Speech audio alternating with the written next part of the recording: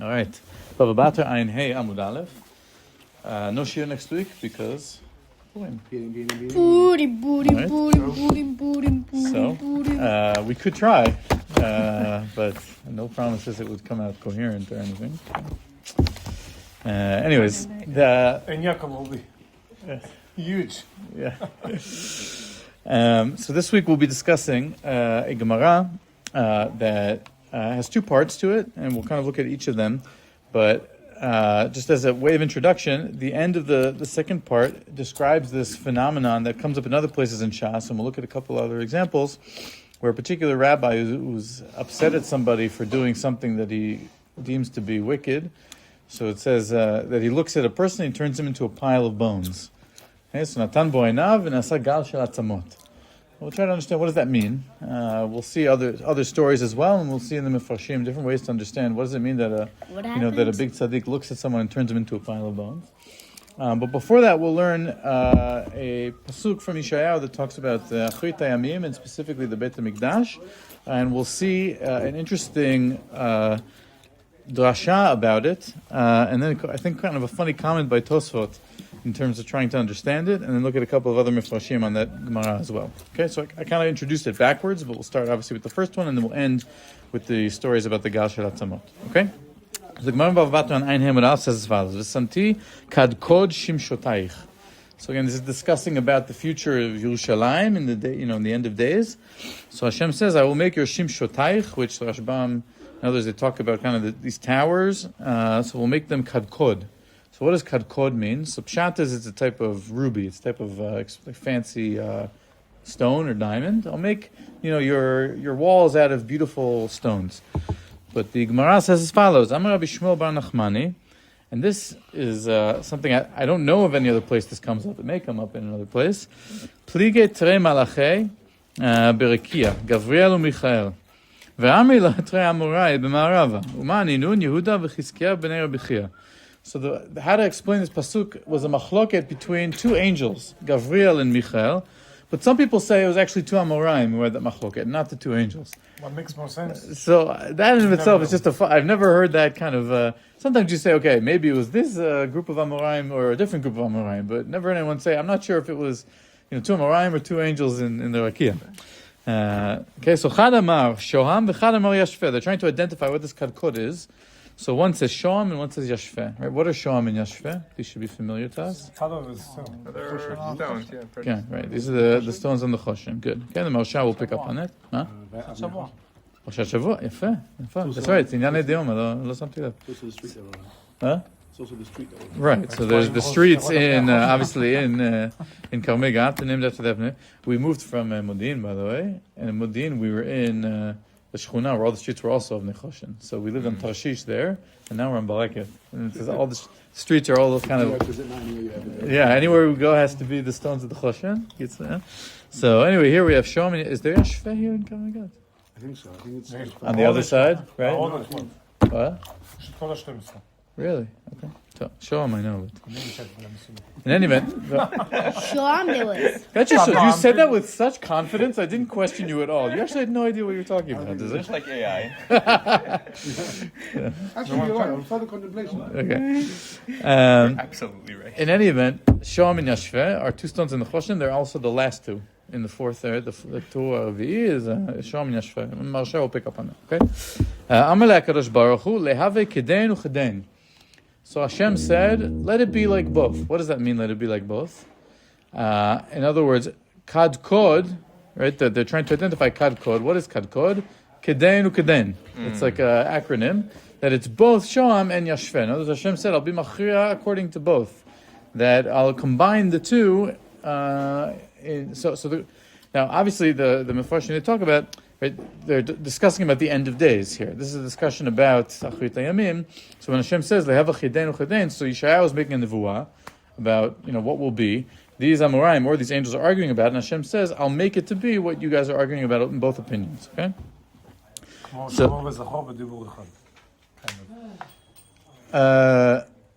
I guess so. I think it's saying it'll be both, not yeah. Okay, and then the pasuk there continues, "Ushe'arayich le'avnei ekdach," and I'll make your gates like also these precious stones. So Kihad Yativ Rabbi Yochanan v'Kadarish. So one time Rabbi Yochanan expounded this. Ativ HaKadosh Baruch Hu lavi avanim tovot u'margaliot shem 30 al 30. Hashem in the future will bring these massive precious stones that are 30 amot by 30 amot. V'chukak bahen 10 al 20. And they'll be engraved 10 by 20 on these stones of 30 by 30. Umamidan b'sharei Yerushalayim. And he'll stand them up at the gates of Yerushalayim. Ligleg alav oto talmid. He had a student there who mocked him, who laughed about this. And the student said, Hashta keviata de tzitzla lo mashkechinan, kule hai mashkechinan. So the student said, if you tried to find this type of stone, the size of the egg of a small bird, you wouldn't be able to find the stone. Like, this is such a precious, rare stone, we don't find it even for a small bird. Now you're telling me we're going to find it 30 amot by 30 amot? It's impossible. By the way, what does this kind of remind us of a little bit? If anyone, just this. I mean, me, it reminded where Moshe Rabbeinu, right, when he says to Hashem, that where are you going to find the Kol HaSlav, like for the whole Bnei Israel? And Hashem says, Ayad Hashem Tiktzar, right? This kind of, how could you possibly find this much stuff? So, a similar ending to the story, actually. The Amim, Hifliga Sfinato Bayam. So this student, later, he went out on a journey on a ship. And the ship's out at the sea. וחזה מלאכי השרת ויתווה וקע מנסרי אבנים טובות ומרגליות שהם 30 על 30 וחקוק בהן 10 ברום 20. While this student is on this ship, he has a vision. He sees angels sitting and carving out these exact stones that Rabbi Yochanan described, where they were 30 by 30 and that they were chakuk on them 10 by 20. So Amar lahen, so he said to these angels, Hani leman, what are these for? So Amru lo, they said to him, She'atid HaKadosh Baruch Hu la'amidam sharei Yerushalayim, that we're carving these stones now, so that in the Atid Lavo, Hashem can put them in the gates of Yerushalayim.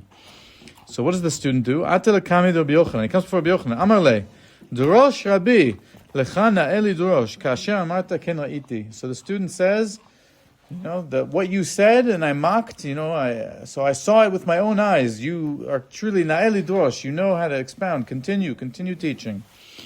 So Amar le, what did Rabbi Yochanan say to him? Reika, empty one. Ilmale lo ra'ita lo emanta. The only reason you believe what I said is because you saw it. Right? Melagleg al divrei chachamim ata. You are one who mocks the words of the sages. Natan einav bo v'nasa gal shel atamot. Rabbi Yochanan looked at this student and turned him into a pile of bones. Okay? So obviously the reason, why did he turn him into a pile of bones?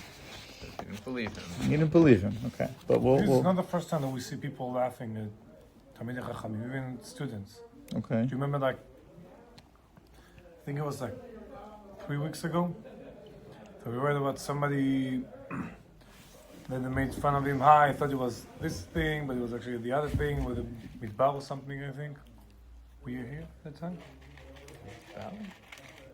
שגם, זה פגשנו שם, שהוא פירש את הפסוק ככה או משהו כזה, והם צחקו עליו. עם הציצית? Exactly, with the tzitzit. Tzitzit with Rabba Batra. Yeah, they called him, right, they said there's no donkey like Rabba and no, like Abba and no fool like Bava Batra. Yes, I'm saying it's not the first time that we hear about Sure, we've learned lots of Agadat in the shul of rabbis being making fun of. I'm saying why the specific one need to turn into Gadosh Baruch. Okay. What's so special about this time? Okay, so Rabbi Yochanan seems to be the one in the shot that turns a lot of people on. yeah, Rabbi Yochanan, he has a thin skin. We see this in a lot of stories. You guys. Rabbi Yochanan, he gets angry often at other Talmidei Chachamim, but we'll talk about it. We'll try to understand it. It's a good point. It doesn't seem also like this guy is like nobody because he's able to talk to the angels. Right. So Right, he's zochet to have this chazon of the angels carving the stones. Yeah? אולי הראו את זה בכוונה בגלל שהוא לגלג. לא שהוא היה מיוחד. בגלל שהוא צחק עליו, הוא לא האמין. אז הראו לו. כמו אבימלך שקיבל חזון בלילה בשביל אברהם, כאילו. maybe, יכול להיות. או לבן, זה יעקב. I don't know. Okay, so first is this Tosfot that I thought was quite funny. So Tosfot, he's bothered by a question that, I don't know why it didn't bother any of us, it should have, which is, how did the Chachamim know that this pasuk was a machloket between two angels in the Rakia? Like, who told them, right? That these angels, Gabriel and Michael, were arguing about whether it was a Yashver or Shoham in this pasuk. So Tosfot says, V'Eliyahu amar lehen, Eliyahu told them, K'da amar b'perek mishotziu, lav Eliyahu amrinu. So I didn't bring it here, and I should have. This Gemara in Eruvin, it's discussing this halakha of Tchum Shabbat. that you're not allowed to carry out, you have to kind of with Tchum Shabbat. So there's this idea that the Tchum goes up, has to be up a certain height. I think it's like Sarat Fachim. Is that correct? Yeah, and then above that, the question is there still an inyan of Tchum, right? And so the Gemara says there, well, I want to try to bring proofs why above Asrat Fachim, Isra is not considered still Tchum Shabbat, or if there's a P'tor. And one of the examples it brings is it says, Tashma, right? There was a story where one time, Shev Shmatita, there were 7 teachings that were heard in Surah, Shabbat Baboker, and in Pupadita, Shabbat B'Tzoraim. The same 7 teachings. And it's too far of a distance to be able to travel within Shabbat on one day. So the Gemara says, doesn't that show that it must be Eliyahu who flew from Surah to Pumbedita and taught the same teachings to Rava and Surah as Rav Chisda and Pumbedita on Shabbat? And if Eliyahu flew from Surah to Pumbedita, we know Eliyahu must have kept Chum Shabbat. And since he did that, that shows that there must be a P'tor above Asarat Fachim, because otherwise he wouldn't have been able to travel that far. That's what the Gemara says, okay? What? Eliyahu? This is in the days of the Amoraim. In the Gemara, in the days of the Amoraim. It's an Anavi. He floats around on Seder drinking I was everyone's going to wine. say the Brisim like he's all over the place.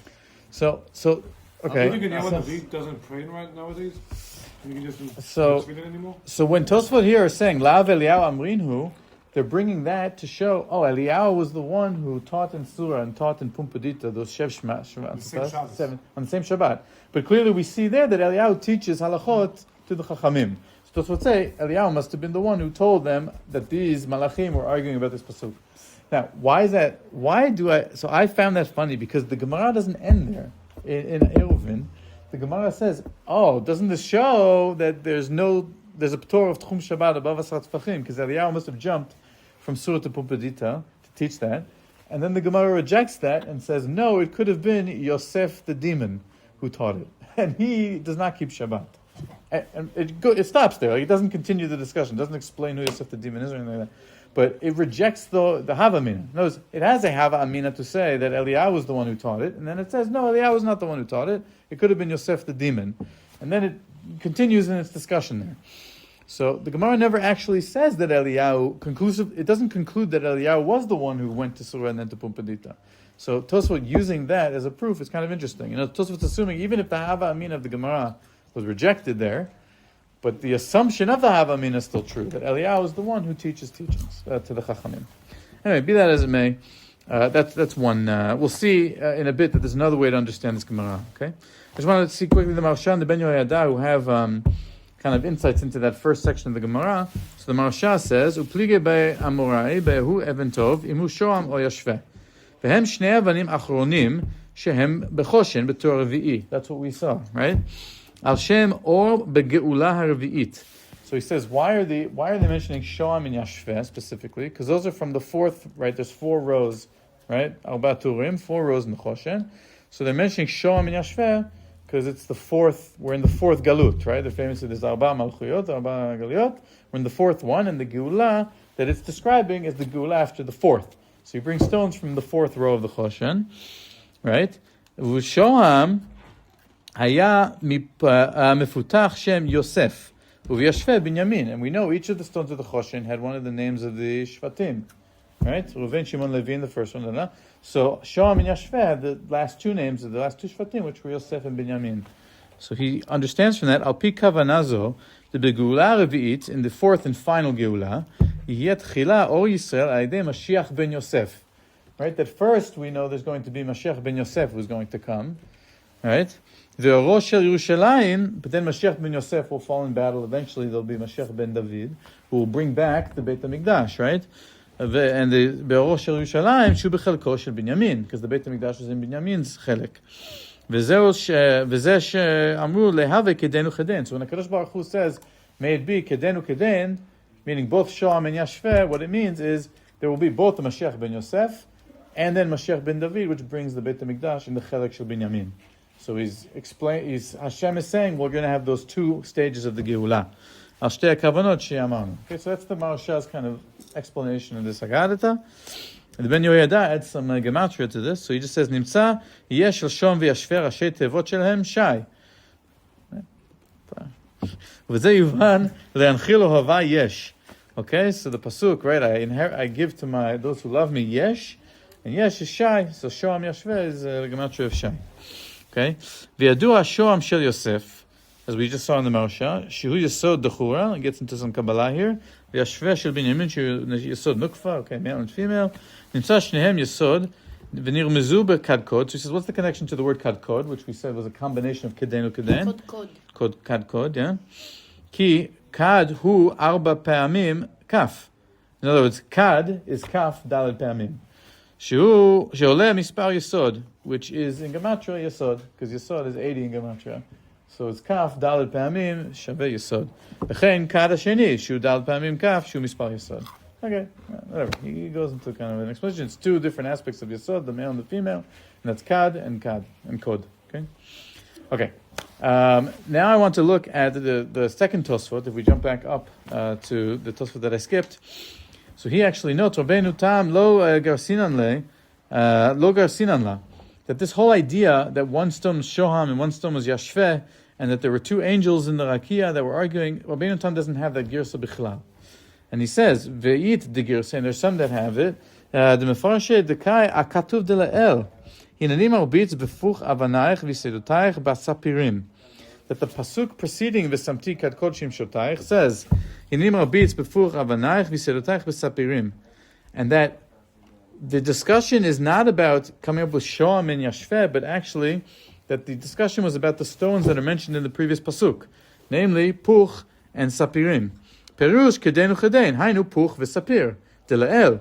They don't make up that it's one is yashveh and one is shoam, but rather it's saying that the kadkod here is a combination of the two stones that are mentioned previously in Yeshayahu, in the Nevuah. Okay, okay, we'll see the psikta in a minute, because the psikta says the mefarish my kadkod Rabbi Abba Amar kedin uchedin, that it just says what does kadkod mean in the pasuk. It doesn't bring this whole thing of the angels arguing. It doesn't bring this thing about Shoam and Yashveh. It just says Kadkod is Chadin Uchadin. So if I say Kadkod is Kadin Uchadin, so in reference to what? In reference to the stones that are mentioned immediately previously in the Nevuah, which are Phuch and Sapir. Okay, so this whole Girsa of Yashveh and Shoam doesn't appear at all in the Psikta, and neither in the Girsa of Rabbeinu Tam of Argamar. Okay, Vatem lo Ari lo Malachei v'lo Merai ela Vadakai Phuch v'Sapir kedekativ there. So let's see the Psikta Rabati. Okay, it also adds an interesting story to the Gemara in Bava Batra. Okay, what is it? It's a series of midrashim. I think it was written in 2021. No. No. Okay, fine. 2021. I think it was written in maybe the 2 days after 6th century, perhaps. There's Psikta Rabati and there's Psikta Rav Kahana. I forget which one is older. One of them is older than the other, but it's like drashot on like special Shabbatot, like Parshat Shkalim and stuff like that. Okay, and it's special midrashim. It was things that were given over by Rabbanim, like as drashot, like Divrei Torah and Shul. Right? At least I think that's what it used to be. Wait, it was made in 2021? No, it's from a long time ago. Okay, so Psikta Rabati Lamed Bet says as follows: V'samti kad kodshim shotayich, u'she'arayich levnei ekdach. Rabbi Abba Bar Kahana Amar kehadin uchadin. So that's what Tosfot said, right? That he just leaves the drasha there. It doesn't quote Shom Yashveh or any angels. Rabbi Yeshua ben Levi Amar avnei kadkadna. Okay, so Rabbi Yeshua ben Levi says it doesn't mean kedin ukadin. It's a type of stone. The kodkod is a stone called kadkadna.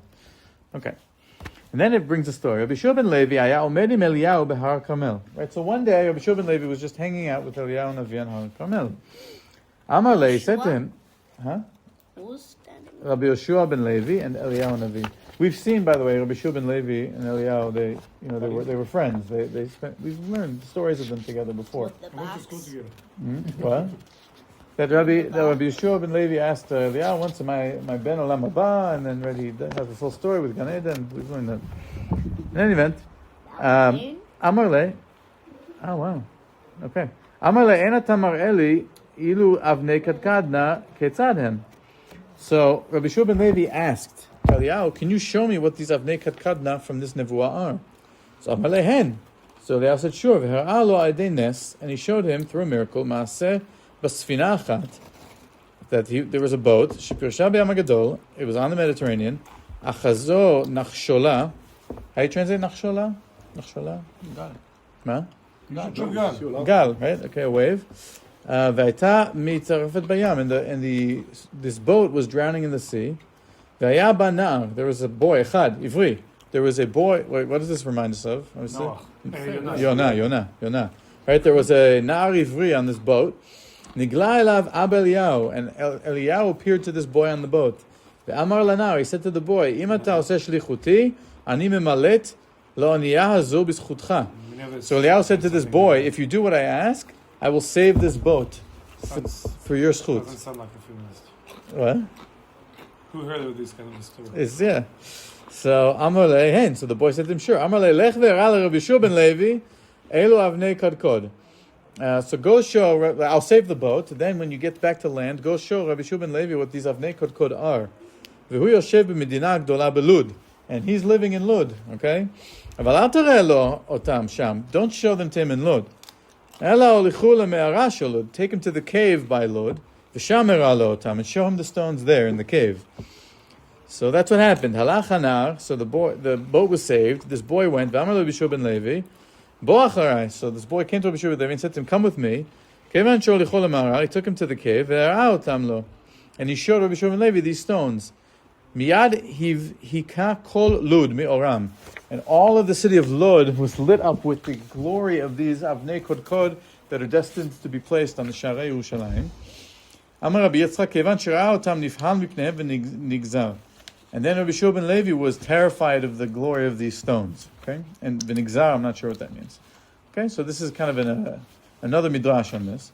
And then the second half of this is kind of a retelling of the story in Bava Batra. It's very similar to what we saw with Rabbi Yochanan and the student. Okay, so I think we can skip it for now. It's basically the same idea. Okay. Can we learn it anyways? If we have time, yeah. Shkoyach. Okay. Now, I wanted to now kind of discuss this thing at the end about the Gal Shel Atzamot. Okay, and maybe kind of offer a small chidush at the end. First, let's learn two other stories in Shas where this idea comes up as well, where someone gets turned into a Gal Shel Atzamot. Okay? Brachot Nun Chet Amud Aleph. Rav Sheshet Sagi Nohor Hava. Rav Sheshet was blind.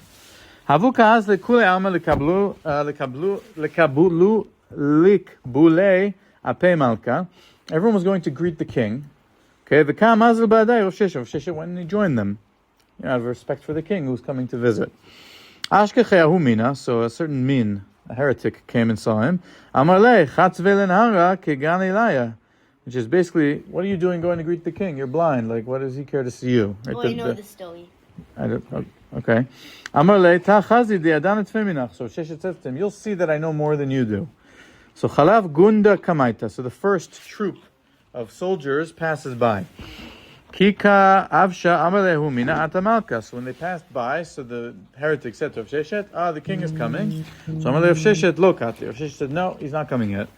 Chalav gunda tanyata. Right, the second group of troops comes by. Kika avsha amalehu mina hashta ka atimalka. Amalei Rav Sheshet lo ka atimalka. Same thing. Second group of troops comes. The heretic says, the king is coming. Rav Sheshet said, the king isn't coming. Chalif teletai. The third group comes. Kika shatka. And they were silent. So Amalei Rav Sheshet said, Vadai hashtati malka, for sure the king is coming now. And he was. So Amalei hu mina, so the min says to Rav Sheshet, Mina la'acha. How did you know that the king was not in the first two groups, but he was coming in the third group? So Amalei de malchuta da'ara ke'en malchuta de'rekia. Kingship on earth is like kingship in Shemayim. Tichtiv tzeh ve'amadata bahar lifnei Hashem, v'nei Hashem avav v'ruach gedolah, v'chazak mefarek harim v'shabet slayim lifnei Hashem, v'lo baruch Hashem v'char Ruach Rash, V'Rash Hashem V'Char Rash Esh, V'lo B'Esh Hashem V'Char Esh Kol D'Mamad Daka. This is with Eliyahu on Har Chorev, that Hashem was in the Kol D'Mamad Daka and not in the Rash or in the Esh or anything like that. So Sheshet knew that when there was noise, it meant the king was not coming. Only when it was silent, the king was coming. Ki Ata Malka, when the king actually arrived, Patach Rav Sheshet V'Kam Avarichle. So Rav Sheshet blessed the king. So Amalei hu mina, the heretic said to him, Lemad Lo Chazid Le Kam Avarachat. You're giving a bracha to the king. You can't even see him. Like, what kind of, he's mocking Rav Sheshet for being blind. He's making fun of him. So, what happened to that heretic? There's some who say that friends, that other people poked his eyes out and blinded the min. Midah keneged midah. V'ikadami, there's some that say, Rav Sheshet natan einav bo v'nasa gal shel atzamot. Why is that? Obviously funny. He's blind. Yeah, what does that mean, natan bo einav, right? The whole story is about how Rav Sheshet couldn't see anything. So what does it mean, natan bo einav v'nasa gal shel atzamot? Like, the Gemara is like saying it b'chavana, b'dav, right? It's like very obviously knows that. So what does that mean? Good. So before we try to understand it, we'll learn one more story. They this didn't actually look at him. They was angry at him. Okay, very good actually. We're getting to one of the explanations of the Marsha. Yefeh meod, shakoach, boch shekivanta. The last story I want to learn is Shabbat Lamed Daled Amud Aleph. This is the end of the famous story of Rabbi Shimon Bar Yochai in the cave. Right? We know how that story begins. The three, Rabbi Yossi, Rabbi Yehuda, Rabbi Shimon. Rabbi Shimon says bad things about the Romaim. He has to flee. He goes and lives in the cave for 12 years. Another year after that, then he burns the crowd. The whole story. The end of that story, Rabbi Shimon Bar Yochai says the following: Amar, ho'il v'yitrachish nisa, izil itkin milta. Since a miracle happened for me, right, they had the charuv and the water and all that, so I will go fix the world. I'll go do something good. Tikkun olam. Okay? Dichtiv vayavo Yaakov shalem. When Yaakov came back to Eretz Yisrael, so it says he came shalem. Ve'amarav shalem begufo, shalem b'mamano, shalem b'torato. Vayichan et pnei yair, amarav matbea tiken lahem. V'shmuel amar shvakim tiken lahem. Rabbi Yochanan amar merchatzot tiken lahem. That when Yaakov came back to Eretz Yisrael, it's a very interesting drasha, right? That what does it mean? Vayichan et pnei yair, that he set up a currency or he set up a marketplace. Like he set up the economy of Eretz Yisrael. Okay, so amar ika milta debayle tikunis. So Shimon Bar Yochai says, what? Does anyone know of anything that needs repairing? Okay. Amrule, they said to him, Ika duchta de'it beis safek tum'ah ve'it lehu tzara lekohanim lafuke. There's a place where it's a safek, whether there's tum'ah there or not. No, it's unclear if there's people buried there or not. And out of that safek, the kohanim have to act the chumrah. They have to go around, and it's annoying for the kohanim to avoid this verses cutting through. So Amar, so Shimon Bar Yochai said, Ika inish di'adad itchazek hachatar. As anyone who ever knew of this place, Epam, being a makom tahor. So Amalei hu Saba, there was an elder who said, Kan kitzetz ben Zakai turmesei turma. That Rabbi Yochanan ben Zakai, yes, Rabbi Yochanan ben Zakai used to take turma from turmasei here, which I think is lupines. It's a type of vegetable. And Rabbi Yochanan ben Zakai was a Kohen. So clearly the fact that he was taking turma from here and he was a Kohen, so that means that in his day at least this place was tahor.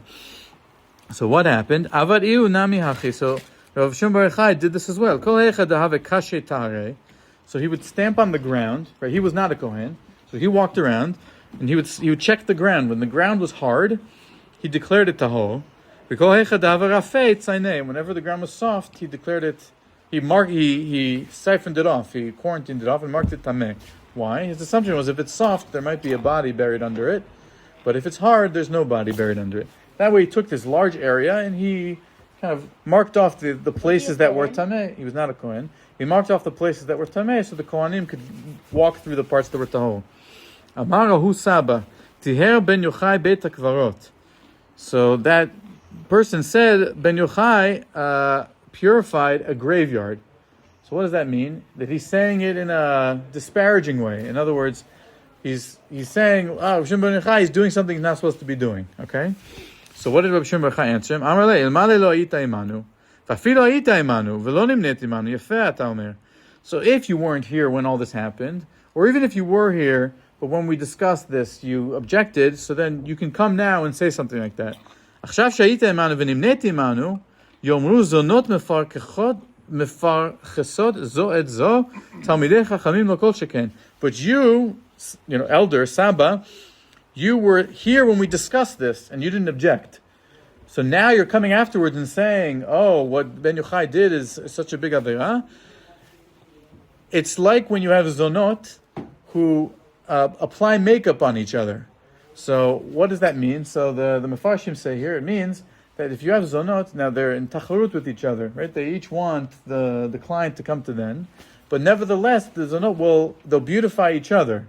Why do they beautify each other? Because they know that it benefits everyone for the entire industry to be popular, right? If they don't help each other and beautify each other, right? Bidyu. Always going to be in the same area. Right, like they need to on the one hand, they're always competing. They each want to get the person, but they want the etnan, the fee, to be high for everybody, so they still help each other and beautify each other, even though they're in tacharut. So Rabbi Yochanan, so Rashbi says that, and he says Talmidei Chachamim lo kol sheken. So if zonot do that, so for sure Talmidei Chachamim shouldn't be backstabbing each other and contradicting each other. We need to act together. Right? That's quite an interesting mashal. Okay. So what happens? Yav be'enei v'nach nafshei. So Rav Shimon Bar Yochai looked at this Saba and he died. Okay. Then, right after that, Nafak Lashuka. Then Rashbi went to the marketplace. V'chazeh leYehuda ben Gerim. And he saw Yehuda ben Gerim. Who's Yehuda ben Gerim? Yehuda ben Gerim is the person who told, in the beginning of the story, the Romaim what he had said. Okay? Right? There was a person who went and told the Romaim, Rashbi said that you guys did all these terrible things. And it was because of Yehuda ben Gerim that Rashbi had to run away. So Amar Adain Yesh Lazeh Ba'olam. So he says, this person who calls me all those tsaros 13 years ago is still alive. Natan bo einav v'asau gal shatzamot. So he looked at Yehuda ben Gerim and he turned into a gal shatzamot. מה ההבדל בין, כאילו, הוא רק נח נפשי? Opa, יפה מאוד. אז פה. Yeah, he just looked at him, give him his einav again. But this time I was like, okay, v'nach nafshei. The other time. Right, so Shai's question is a good question. Why did the Saba was nach nafshei and Yehuda ben Gerim is asau gal shatzamot? So I forgot to bring it here. The Ben Yoyada in this Gemara suggests the following. I wish we could read it inside, but I'll say it outside. He says, what's the difference? That the difference is actually a technical difference. That where did he see Yehuda ben Gerim? It specifies Nafak Lashuka, that he was in the shuk. And where was the Saba? The Saba was in the Beit Midrash. It was a discussion in the Beit Midrash. So he says, if he had looked at Yehuda ben Gerim in the shuk and nach nafshei and he had just dropped dead, so then it would have led to like an alilah, that all the people in the marketplace would have said, oh, Rav Shimon Bar Yochai, he killed Yehuda ben Gerim. And it would have led to all of these rumors and like this thing. Right? Because he was in the shuk. So Asau gal shel atzamot. Rashi here says gal shel atzamot. It's like b'saron yirkav. It's like he turns into a body that like died a long time ago, so that they won't say, "Oh, Rashbi just killed him," because he says, "Well, he's a pile of bones. Rashbi couldn't have just killed him." You always see it on the shuk. Piles of bones. Yeah, it's not that you always see it. Yeah, but so Ben Yoyada, why is it smart? Because he explains. Rashi says, "What does gal shel atzamot means? It means yirkav basar." Like someone comes in just to buy cornflakes, then he doesn't see anything. He comes back out, then he sees a dead body. Yeah, just like that. Yeah. So, thank you for sharing that mashal. That was a great mashal. It's a mashal tov. Yeah. So the Ben Yoyada says when Rashi says gal shel atzamot, okay, is that it's gal shel atzamot, that nirkava basar ki'ilu it was there for a long time. Why does Rashi go out of his way to tell us that? Ben Yoyada says it's because that's the reason he turned him into a gal shel atzamot, so that no one would accuse Rashbi. And the reason, as opposed to Ahu Saba, where it was just in the context of the Yudim in the Beit HaMidrash, and then Rashbi had no problem just like making him drop dead. And the reason why that's nice is because it adds closure to the story, right? Because why did this whole thing start? Because Yehuda ben Gerim went and told the Romaim something about Rabbi Shimon Bar Yochai that made him run away. So when he kills Rabbi Yehuda ben Gerim, he doesn't want that to lead to the whole thing to happen again. That if he kills him in the shuk and someone sees it and goes and tells the Romaim that Rashbi did that, then they'll come after him again. So he has to do it in a way to make sure that he won't have to go back to a cave, or that to show that the whole story finishes. So that's the Ben Yoyada's explanation to your question. I want to suggest another explanation based on the Maharsha in the Gemara in Brachot about Rav Sheshet. Okay, the Maharsha says, what does it mean? Natan bo einav bo v'nasa. Now, what was the question we asked in the Gemara in Brachot? Right, Rav Sheshet was a sagina. Oh, so what do you mean Natan bo einav? So what does the Maharsha says? Say, Tzarich lomar denes na'asa Rav Sheshet v'nitpakach kedei latet bo einav lo nshol bekach. So he says it must be that we're already talking in a world of miracles where an Amora can look at a person and turn him into a pile of bones.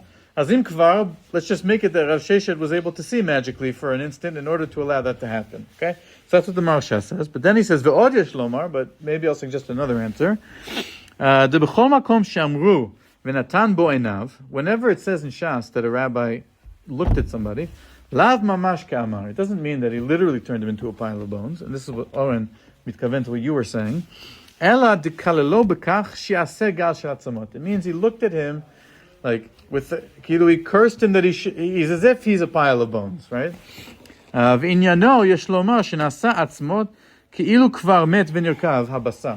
That, right? ושכבר היה ראוי למות, ועל דעת רשעים בחייהם קרויים מתים. In other words, it's a bitui, right? It's a metaphorical expression to say that this Amora, he looked at this person and kind of declared him dead as though he deserves to be a pile of atzamot because he's such a rasha. Not that there was no nest that occurred, but just that he kind of condemned him with the curse to be a pile of atzamot. So the Marsha he gives both the miraculous explanation, but then also more of a kind of like a more rational explanation of what's going on. So what I want to suggest is the thing that what Ben Yoyada said in the Gemara in Shabbat is a very sharp reading about the idea with the shuk and the goyim and all that, but it only works as an explanation in that Gemara. Right? If we go back to our Gemara in Bava Batra with Rabbi Yochanan, so Rabbi Yochanan, when ligleg oto talmid, right, and he says, you mocked the words of the Chachamim, and he looked at him and turned him into gal shel atzamot. Now that doesn't make sense based on the Ben Yoyada's explanation in Shabbat, right? Because in Shabbat he says, the only reason Rashbi turned him into a gal shel atzamot was because he wanted to make sure that Goyim wouldn't see what happened and then use the dead body as a pretext to create a libel against Rabbi Shimon Bar Yochai. But Rabbi Yochanan and the student are in the Beit Midrash, just like Ahusaba. So why not be nach nafsheh, just like Ahusaba, right? So the Ben Yoyada's explanation works in Shabbat, but doesn't really work to explain why Rabbi Yochanan acted the way he acted. So he makes everything tameh. Ma? Everything's going to be tumat met if he died in the Beit Midrash. Okay. Well, both ways, so everything will be tameh. Also, some out there. Oh, you know. So I'm saying, why would he do it in Beit Midrash? No, בכללי. Wait, do you understand? No. No, אתה מבין? You just came up with a huge chidush, no? It's not a chidush. No. Wait, you just... Why didn't he turn Ahusaba into a gal shel atzamot? Because he just worked so hard to be mitaher that whole area, and if he turned Ahusaba into a gal shel... No, that doesn't make sense. Both of them. Because he says nach nafsheh, so he died there. Yeah. Never mind. I thought that was a really good chap. I thought it's like he wouldn't do it. Such a good one. Oh my God. Okay, Owen died. Why? You ate too much sugar today. I thought it was like he didn't do that because then it would be mitameh what he just did to whole, but it doesn't make sense. No. So what I wanted to suggest is maybe we can use the Marsha to help us here, because the Marsha said one explanation of Gal Shel Tzamot is that it literally happened, right? Which is what the Ben Yoyada assumes. He actually turned him into a pile of. But if we take the Marsha's second explanation, that what is a Nasa Gal Shel Tzamot means, it means that you were pogea the kavod of a Talmid Chacham and you did an act of rishut. So therefore you are cursed to be as though you were dead. So that makes sense in the context of Rashbi, right? Because Yehuda ben Gerim did something that was pogea in his kavod, and that he went and told the Romaim what he had said, right? And he caused him so much tsar. So that was not good. But it also works for Rabbi Yochanan, because this student was ligleg and he was pogea in the kavod of Rabbi Yochanan. So Rabbi Yochanan was nasa lo gal shel atzamot. And it also works for Sheshet, because this min is mocking him for being sagin or. So he's nasa lo gal shel atzamot. And it's not that his eyes literally opened, but he can still curse him for offending his honor and declaring that he is as though he is dead, whether he can see or not see. Right? Natan boinav is just a bitui to express that idea. And if we understand it that way, then it works for all the different stories and not just for specific ones like the Ben Yoyada's Pshat.